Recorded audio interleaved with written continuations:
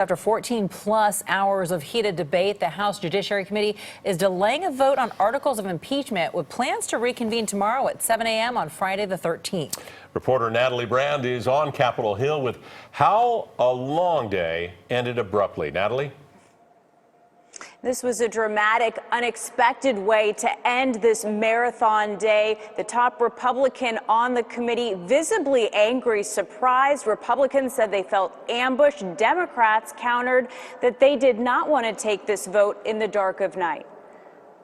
The long day and night of debate ended unexpectedly as Chairman Jerry Nadler postponed the vote on articles of impeachment until the morning. The committee is in recess. Chairman. Republican committee members were furious. I've been in public life now since 2006, and I have just witnessed the most Bush League stunt I have ever witnessed in my professional life. Democrats and Republicans on the committee clashed for more than 14 hours Thursday. This is the highest of high crimes, and President Trump must be held accountable. President Trump did nothing wrong. Republicans tried for hours to change or throw out the articles, but Democrats had the votes to block their attempts. The amendment is not agreed to. The charges: abuse of power and obstruction of Congress in connection with the president's dealings with Ukraine and congressional investigation that followed. We have the president's own words. I want you to do us a favor, though. They can't make a crime.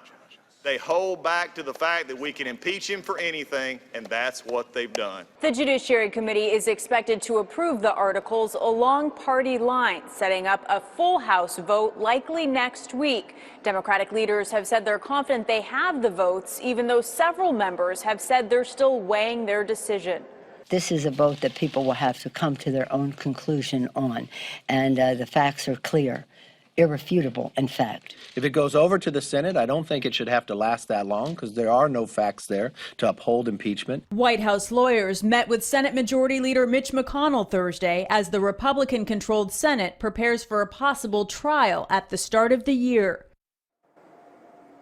And to recap the latest on the House side, Judiciary Republicans left here in outrage tonight. Meanwhile, Democrats on the committee, including the Bay Area's Eric Swalwell, tweeted that we will return in the morning to take these votes in the light of day for the American people to see. Ken? Natalie Brand, thank you. Also tonight, California Congressman Adam Schiff is on The Late Show with Stephen Colbert.